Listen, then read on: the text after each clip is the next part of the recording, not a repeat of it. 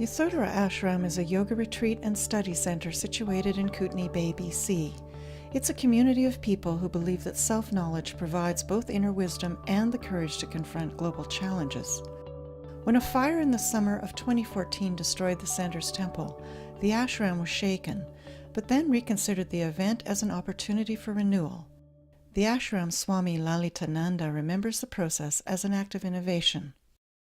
And then when we had the opportunity, we went, well, do we rebuild the exact temple? Or is there anything we would want to change? We could have just changed fiddly little parts, a little bit better here, a little bit better there, but we went, well, what if we create kind of a template of parameters for an architect, like it has to be a dome, kind of white, it's like 8 arches, 8 entryways, because these are all symbolic for us. But let it be more creative, let it be more innovative. And so we thought, well, we need a really good architect to do that. The ashram staff took to the internet to study their options and were attracted to the inventive work of Patcow Architects of Vancouver, which was working with curved and light-filled spaces. Well, that's kind of what we want for the new temple, not just geometrical, but some kind of movement. Like it felt like the temple at this stage needed to have an organic and moving feel to it. Patcow responded positively to the ashram's request for proposal, and the conversation between the two groups began in earnest. And they came up with this idea of lotus. So that's kind of how they imagined the template for the new temple. That, yeah, it's organic, it's moving, it's got petals, it's opening to the light like a flower. And that's the design that we're working with now. The design for the new temple will honor the original building with its 8 entryways and a skylight, but that's where the similarities more or less end. We call the temple of light because it's just a big round space with light coming from a skylight at the top, and then there'll be really large windows overlooking the lake. So light can come in different ways, and so it's a kind of open space where there's not a particular image of the divine. It's like whatever you need can come in the form that you need in your imagination. The new temple structure requires specialized construction techniques, which are being provided by Spearhead Inc., an award-winning manufacturing company located on the west arm of Kootenay Lake. Construction management of the temple is handled by Burnaby's AHC Group, a boutique construction company specializing in challenging projects.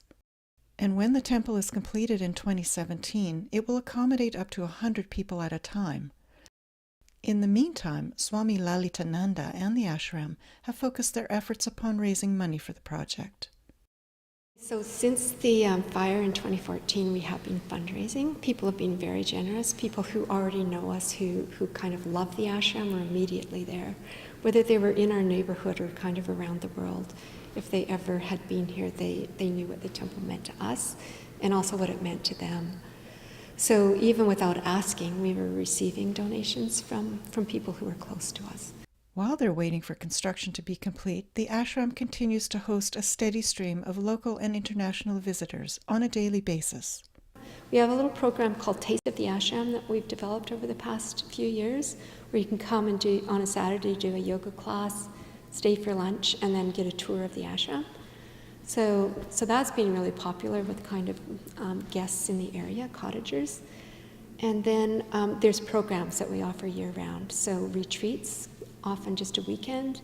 Longer programs, like 5 days. We have a 10 days of yoga program, which gives you really in-depth into yourself and gives you the tools that we have to offer.